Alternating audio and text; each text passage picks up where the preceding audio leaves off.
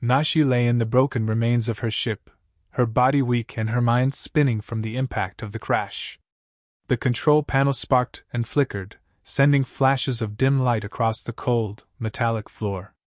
She had tried everything, every frequency, every code, to send out a distress signal. Hours passed. Days. Nothing.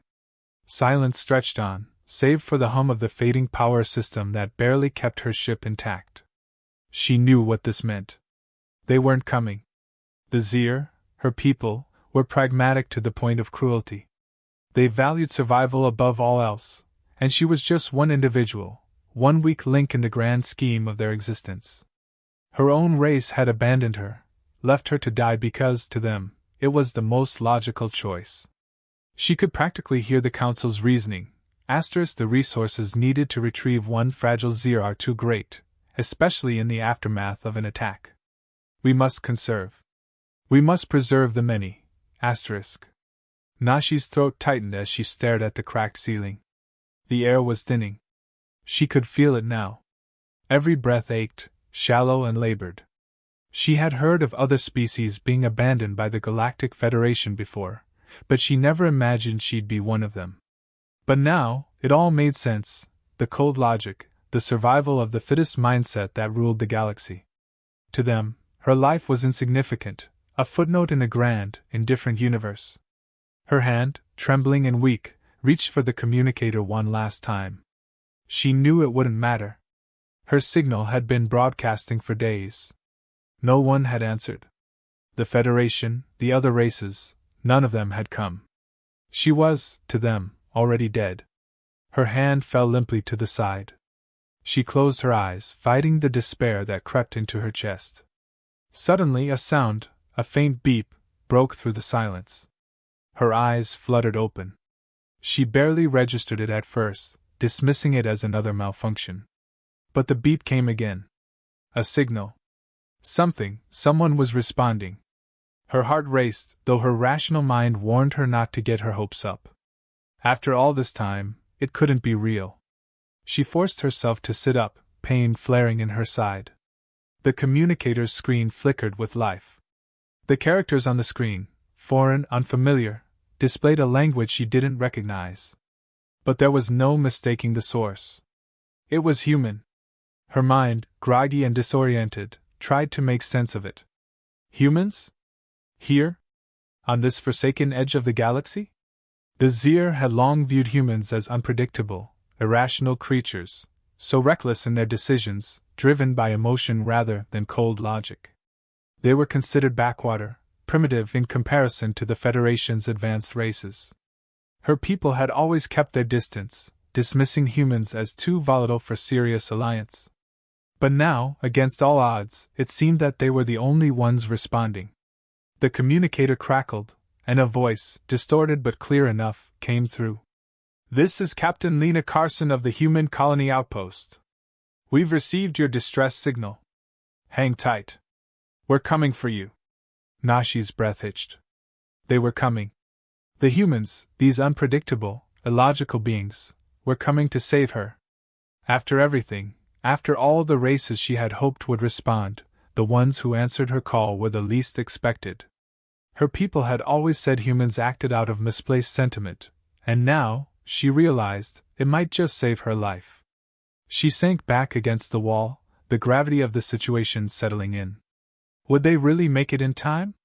Would these humans, strangers she had never even considered allies, be able to pull her from the brink of death?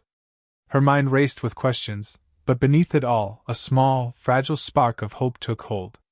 For the first time since the crash, she felt something other than despair. The minutes dragged on like hours as she waited, every sound of her failing ship heightening the tension. She didn't know what to expect from these humans, but it didn't matter. No one else had come. No one else had cared. Her breathing slowed, exhaustion weighing her down.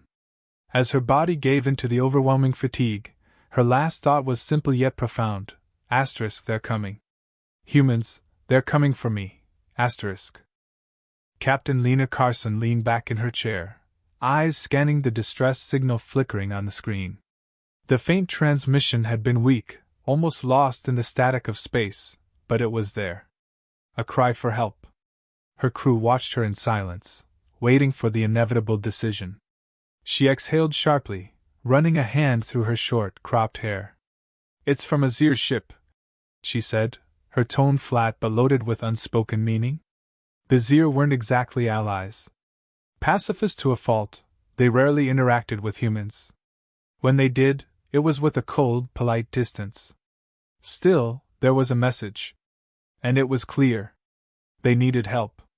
Lieutenant Brooks spoke first, glancing at the data streaming across his terminal. "Federation rules are pretty clear, Captain. This distress signal, it's fading.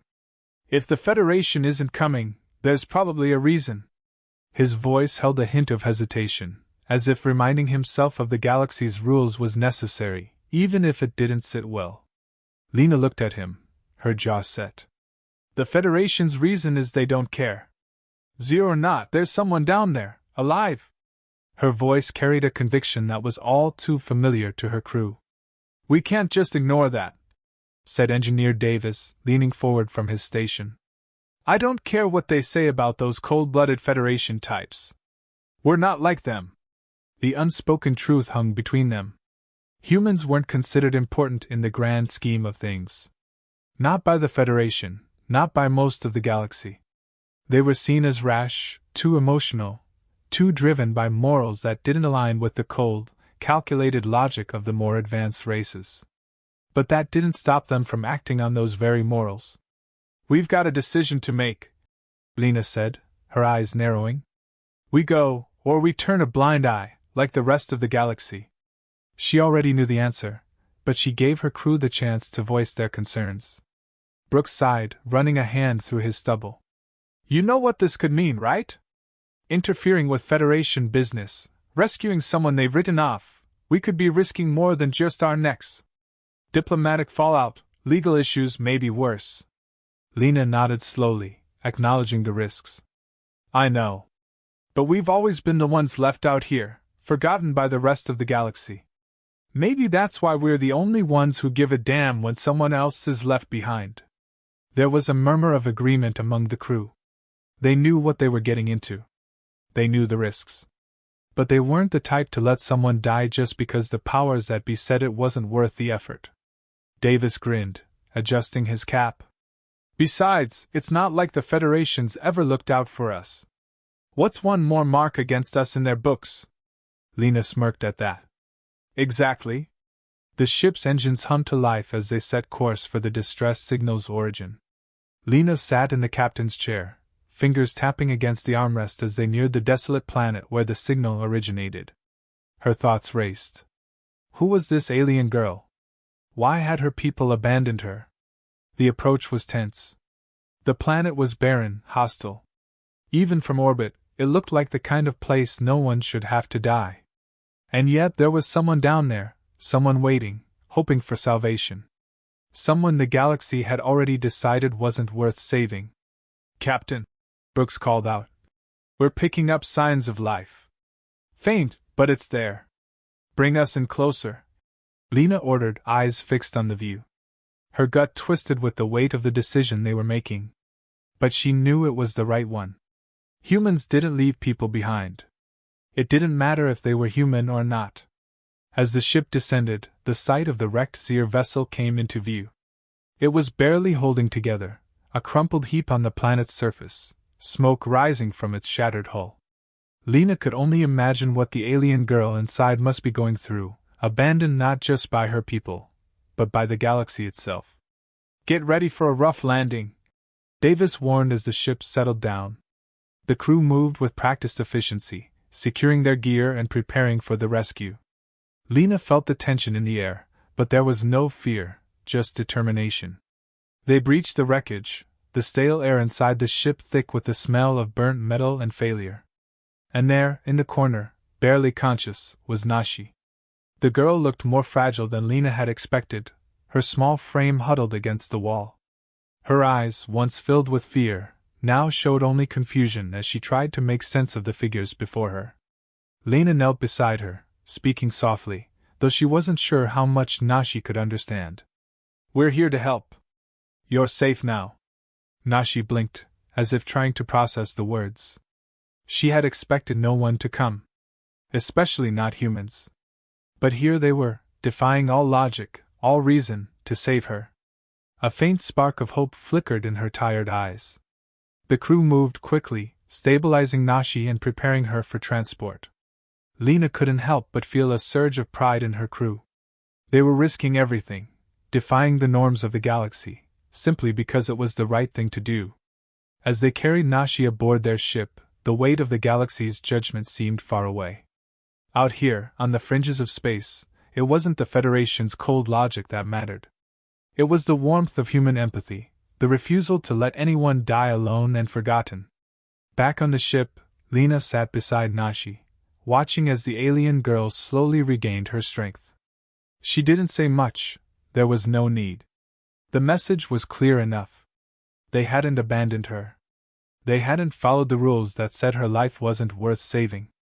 And as they set course for home, Lena knew they had made the right choice. The rest of the galaxy might call them reckless, emotional, or even foolish. But out here, on the edge of space, they were something else entirely. They were human. The ship hummed steadily as it cut through the empty reaches of space, but the tension aboard was palpable. Nashi sat quietly in a corner, wrapped in a blanket, her eyes darting around as if still trying to process what had just happened. She wasn't used to this, the warmth, the concern, the humans. It was disorienting. They'd risked their lives for her, for no reason she could understand. Her own people would never have done this. Captain Lena Carson kept her gaze fixed on the control panel, but her mind was already calculating the next problem. Rescuing Nashi had been the easy part. Now they had to get her back to safety without drawing too much attention. But in the back of her mind, Lena knew they had already crossed the line. The Federation didn't forget actions like this. Captain!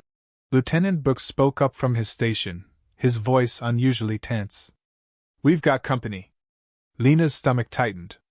Federation? Brooks nodded.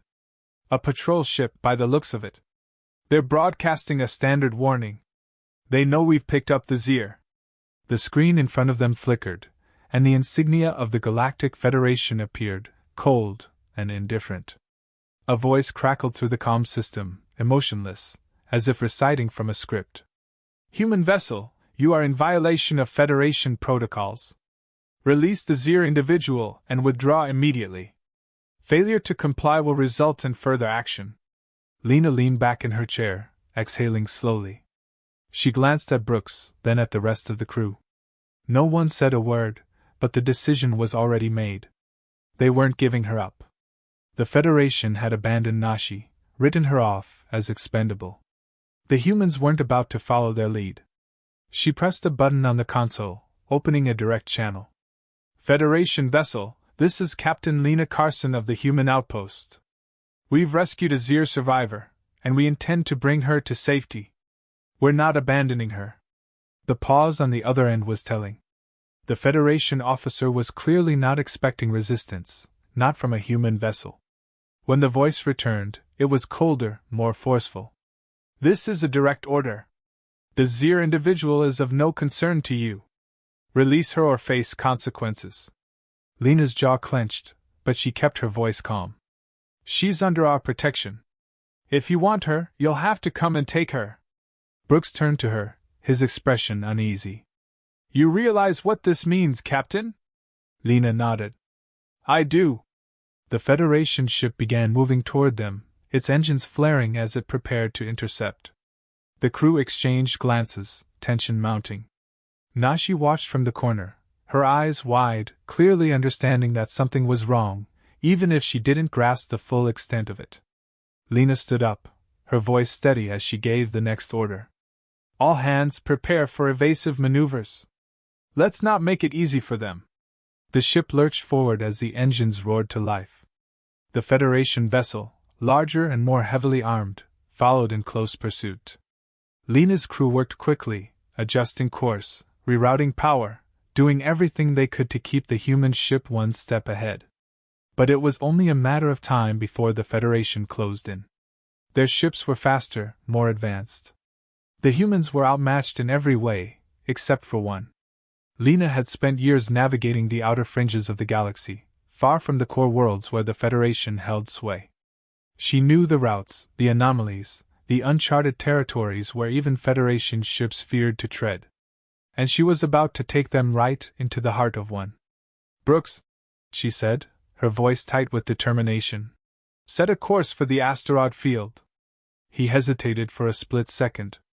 "The asteroid field? That's suicide, Captain." "Not if you know the way through," Lena replied, her eyes locked on the view screen. "Trust me." The ship veered sharply as it sped toward the dense cluster of asteroids looming ahead. The Federation vessel hesitated, pulling back slightly as if reconsidering the chase. They knew the risks. The asteroids were unpredictable, their paths erratic, a navigational nightmare for any ship. But Lena's crew followed her orders without question. As they entered the asteroid field, Lena's heart pounded. She gripped the armrests of her chair, eyes flicking between the view screen and the data pouring in from the ship's sensors. One wrong move, one miscalculation, and they'd be pulverized. But this was their only chance.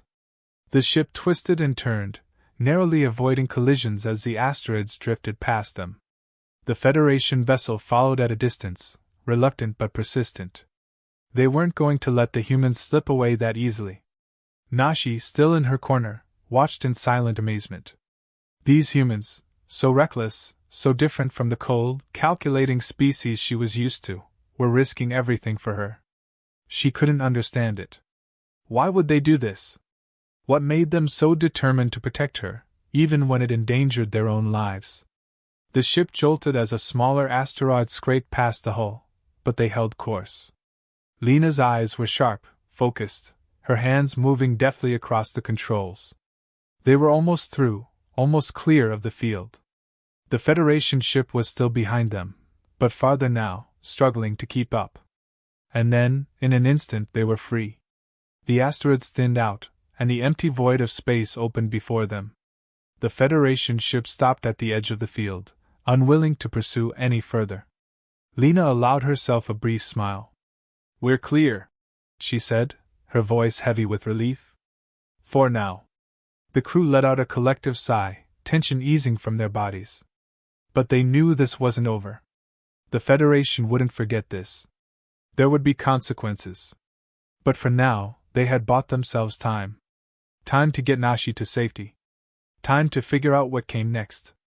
Lena turned to Nashi, who was staring at her with wide, questioning eyes. The alien girl's voice was soft, hesitant. Why did you help me?" Lena knelt down beside her, meeting her gaze. "Because it was the right thing to do," she said simply. "We don't leave people behind. Not even when the galaxy says we should." Nashi didn't know what to say. Her mind raced, trying to comprehend the human way of thinking. It was so different, so foreign.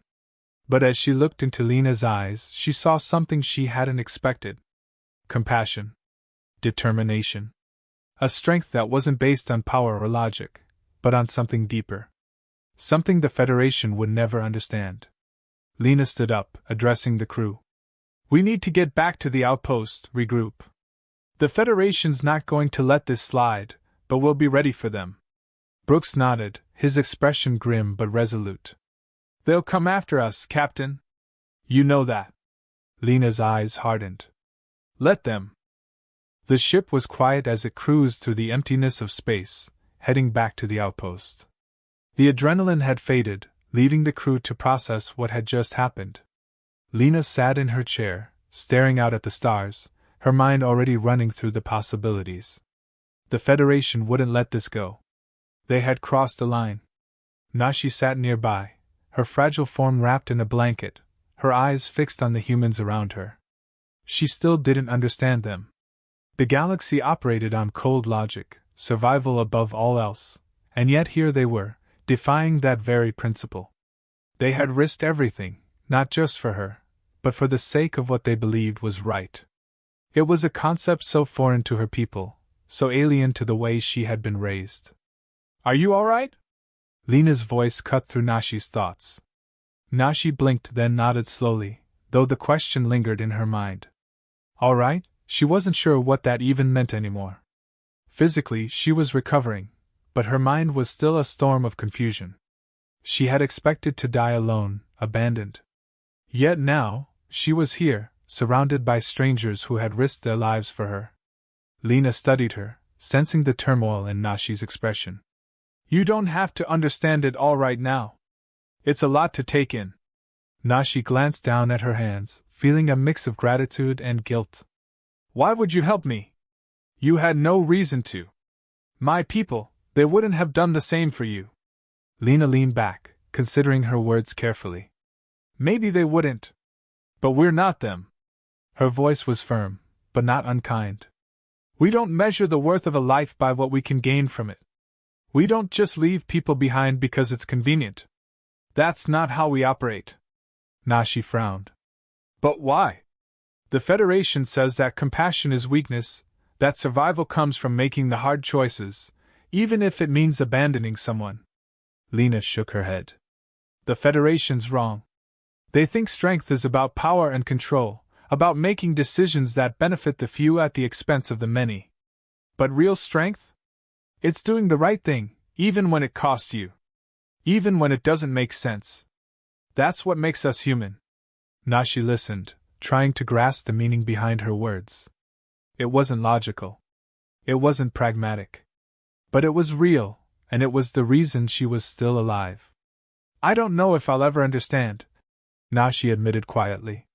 My people, we've always believed in surviving by avoiding conflict, by staying out of the way. We're fragile. We don't fight. We've always thought the best way to live was to stay unnoticed. Lena smiled softly, but there was a hard edge to her voice. There's more to life than just surviving. Sometimes you have to fight for what's right, even if it means standing out. Even if it means taking a hit. That's what makes life worth living. Nashi looked at her, trying to see the world through her eyes. These humans, they were so different. They weren't concerned with logic or self-preservation in the way the rest of the galaxy was. They acted on something else entirely, something deeper. And for the first time, Nashi began to wonder if maybe they were right. Maybe survival wasn't enough. Maybe there was more to existence than just enduring. As the ship neared the outpost, Brooke's voice broke over the comm system. We're approaching home, Captain. No signs of pursuit, but that doesn't mean the Federation won't follow up. Lena sighed, knowing what was coming. We'll need to be ready. They'll come eventually. But for now, we regroup. The rest of the crew was quiet, but the weight of what they'd done hung heavy in the air. They had defied the Federation, gone against the unspoken rules of the galaxy. And while it felt like the right thing to do, it wasn't without consequence. The Federation was powerful, and they didn't take challenges lightly.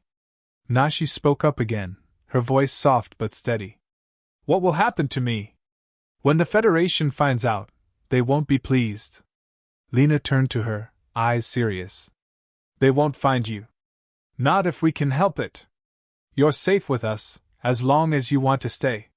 Nashi hesitated, unsure of what to say. She had never considered humans as allies, let alone as protectors. Her whole life had been about avoiding attention, about blending into the background. Now, she was being offered something more, something that came with risk, but also with the promise of belonging. You don't owe me anything, Nashi said quietly. I've already caused you so much trouble. Lena waved a hand dismissively. Trouble's part of the job. We're in this together now. Whether you like it or not, you're one of us. Nashi stared at her, the words sinking in slowly. One of them. It was strange to think about. She had always felt so separate from the rest of the galaxy, so removed from the conflicts and alliances that shaped it. But here, with these humans, she didn't feel like an outsider. She felt accepted. And it was a feeling she hadn't known she needed. The ship docked at the outpost, the crew moving with the efficiency of those who knew the respite would be brief. Lena gave orders, preparing for the inevitable fallout. But as they worked, there was a sense of quiet satisfaction among them. They had done something important, something that mattered. And no matter what the Federation did next, they knew they had done the right thing. Nashi lingered at the edge of the room, watching them. For the first time, she saw strength in their actions, not the brute strength of power or force, but the strength of conviction, of standing up for something, even when it wasn't easy. And slowly, she realized that maybe this was what her people had been missing all along. She stepped forward, her voice soft but filled with newfound resolve. "I'd like to stay. If you'll have me." Lena smiled, nodding. "We wouldn't have it any other way." As the crew prepared for whatever came next, Nashi felt something she hadn't felt in a long time: hope. The galaxy was cold, indifferent, and often cruel. But here, with these humans, she had found something different. Something worth fighting for.